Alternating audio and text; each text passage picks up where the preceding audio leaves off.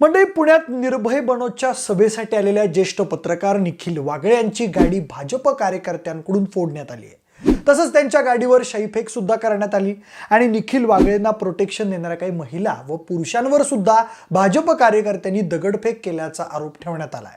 नेमकं काय घडलंय सविस्तर जाणून घेऊयात। नमस्कार, मी प्रथमेश आणि तुम्ही पाहताय विशेष भारी। तर मंडळी, मागच्या काही दिवसांपासून ज्येष्ठ पत्रकार निखिल वागळे, वकील असीम सरोदे आणि विश्वंभर चौधरी हे निर्भय बनो अभियानाअंतर्गत गावागावात जाऊन सभा घेत आहेत। देशातली लोकशाही धोक्यात आहे म्हणून ते लोकशाही आणि संविधान वाचवण्यासाठी सभा घेत आहेत असा त्यांचा दावा आहे। दरम्यान निखिल वागळे हे त्यांच्या रोखठोक भूमिकेसाठी प्रसिद्ध आहेत। मागच्या काही दिवसांपूर्वी त्यांनी लालकृष्ण अडवाणी यांना भारतरत्न पुरस्कार भेटल्यानंतर पंतप्रधान मोदी व अडवाणी यांच्यावर आक्षेपार्ह विधान केलं होतं असा भाजप कार्यकर्त्यांचा आरोप आहे। त्यामुळे आम्ही पुण्यात त्यांची निर्भय बनोची सभा होऊ देणार नाही असा पवित्रा पुण्यातील भाजप कार्यकर्त्यांनी घेतला होता। तसंच निखिल वागळे यांचा कार्यक्रम पुण्यात होऊ नये म्हणून भाजप कार्यकर्त्यांनी पोलिसांना निवेदन सुद्धा दिलं होतं, पण वागळे त्यांचा कार्यक्रम घेण्यावर ठाम होते। दरम्यान पुणे काँग्रेस आणि ठाकरे गटाच्या कार्यकर्त्यांनी आम्ही निखिल वागळे यांच्या कार्यक्रमात कोणताही अडथळा येऊ देणार नाही अशी भूमिका घेतली होती। रवींद्र धंगेकर यांनी तशी भूमिका माध्यमांपुढे मांडली होती। त्यानुसार आज पुण्यातील दांडेकर पुलाजवळील राष्ट्र सेवा दल इथं विविध संघटनांमार्फत लढा लोकशाहीचा, अभिव्यक्ती स्वातंत्र्याचा या विषयावर कार्यक्रम आयोजित करण्यात आला होता। त्या कार्यक्रमात पत्रकार निखिल वागळे, ज्येष्ठ अभिनेते अमोल पालेकर, असीम सरोदे, विश्वंभर चौधरी यांचं व्याख्यान आयोजित करण्यात आलं होतं।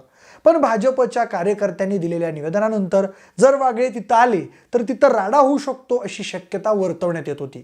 म्हणून पुणे पोलिसांनी आज असीम सरोदे यांच्या घरी मोठा फौज फाटा तैनात करण्यात आला होता।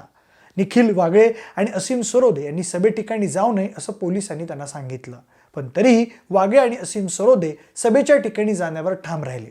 काल निखिल वागळेंविरोधात दाखल झालेल्या गुन्ह्यांसंदर्भातही पोलिसांकडून चौकशी केली जात होती। वागळेंवर त्या आक्षेपार्ह विधानाबद्दल गुन्हा दाखल करण्यात आला होता, पण वागळे यांनी 4 तास पोलिसांशी बोलणी केल्यानंतर कार्यक्रमाच्या ठिकाणी जाण्याचा निर्णय घेतला। पण ती माहिती मिळाल्यानंतर निखिल वागळे यांना विरोध करण्यासाठी सभास्थळाच्या बाहेर सायंकाळपासून भाजप कार्यकर्ते जमा झाले होते। तसंच वागळेंविरोधात घोषणाबाजीही करण्यात येत होती। त्यानंतर निखिल वागळे यांची गाडी त्या ठिकाणी येताच गाडीची पुढची काच फोडण्यात आली, गाडीवर शाईफेक करण्यात आली। काही कार्यकर्त्यांनी रस्त्यावर आडवे पडून गाडी अडवण्याचा प्रयत्न केला। गाडीच्या काचा फुटून वागळे आणि त्यांच्या सहकाऱ्यांच्या डोक्यात पडल्या, पण असीम सरोदे आणि इतर 3 जणांनी मोठ्या हिमतीनं कार्यक्रमस्थळी पोहोचवलंच। दरम्यान कार्यक्रम सुरू होण्याआधीच कार्यक्रमाला गालबोट लागल्यानं चिंता व्यक्त करण्यात होती। भाजप कार्यकर्ते सभास्थळी जमून घोषणाबाजी करतच होते। आता त्यांना मुंबईला जाऊन देणार नाही अशी भूमिका भाजप कार्यकर्त्यांनी घेतल्याचं बोललं जात होतं। दरम्यान त्यावेळी भाजपच्या कार्यकर्त्यांनी महाविकास आघाडीच्या महिला कार्यकर्त्यांवरही हल्ला केल्याचं समोर आलंय। त्या हल्ल्यात जखमी झालेल्या महिलांनी माध्यमांना प्रतिक्रिया दिली। पीडित जखमी महिलांनी भाजपावर हल्लाबोल केला। भाजपा कार्यकर्त्यांनी हा हल्ला केल्याचा दावा त्या महिलांकडून करण्यात आलाय। त्या म्हणाल्या, प्रभात रोड पासून आमच्यावर हल्ले करण्यात आले, आम्हाला पोलीस संरक्षण नव्हतं, भाजपाच्या लोकांनी आमच्यावर दगडफेक केली, अंडी फेकली, महिलांची ओढाताण केली, भला मोठा दगड आमच्यावर बसला, कोणाच्या बोटाला लागलं तर कोणाच्या डोक्याला लागलाय। महिलांना मारण्यासाठी भाजप सरकार गुंड पाठवत आहेत, हे कोणतं राज्य आहे असं संतप्त सवालही या महिलांनी विचारला। त्या हल्ल्याबाबत आता विरोधी पक्षनेते विजय वडेट्टीवार यांनी आक्रमक प्रतिक्रिया दिली आहे। ते म्हणाले, ज्येष्ठ पत्रकार निखिल वागळे यांच्यावर भाजपच्या गुंडांनी केलेल्या हल्ल्याचा तीव्र निषेध करतो। निखिल वागळे लोकशाही मार्गाने आपले विचार जनतेपुढे मांडत आहेत। गाडी फोडून निखिल वागळे यांच्यावर हल्ला करणं, या पद्धतीनं त्यांच्या विचारांना विरोध करणं निषेधार्ह आहे।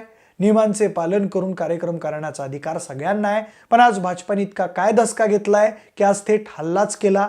सत्ताधारी कायदा हातात घेत आहेत, हेच आम्ही सांगत आहोत। यातून राज्यात तणाव वाढत आहे, जनतेमध्ये भीतीचं वातावरण निर्माण होत आहे अशी टीका राज्याचे विरोधी पक्षनेते विजय वडेट्टीवार यांनी केली।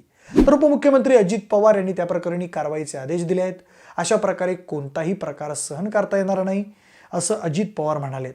तर गृहमंत्री फडणवीस म्हणाले की कायदा सर्वांसाठी सारखा आहे, भाजपचे कार्यकर्ते असले तरी त्यांच्यावर कारवाई होईल, पण लोकांच्या भावना दुखावतील असं बोलणं टाळलं पाहिजे।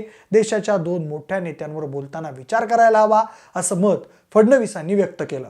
पण संबंधित प्रकरणाबद्दल तुमचं काय मत आहे? वाघ्यांवरची घटना म्हणजे राज्यात बिघडलेल्या कायदा सुव्यवस्थेचं द्योतक आहे का? तुमची मतं आम्हाला कमेंट करून नक्की सांगा. जर हा व्हिडिओ आवडला असेल तर लाईक आणि शेअर करा. सोबतच आपल्या विशेष बारी या YouTube चॅनलला देखील सबस्क्राईब करा. धन्यवाद.